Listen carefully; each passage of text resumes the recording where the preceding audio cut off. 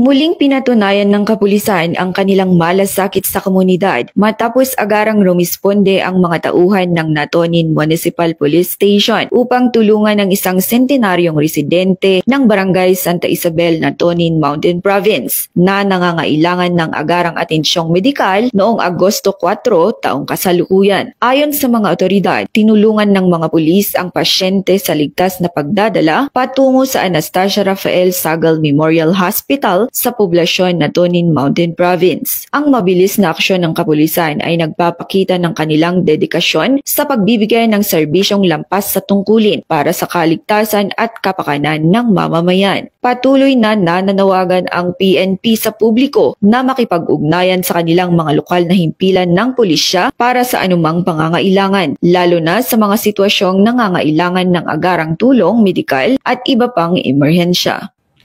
Mula dito sa Natonin Mountain Province, ako ang inyong PNN correspondent, Patrolwoman Jezebel Moyao, alagad ng batas, tagataguyod ng Balitang Pulis.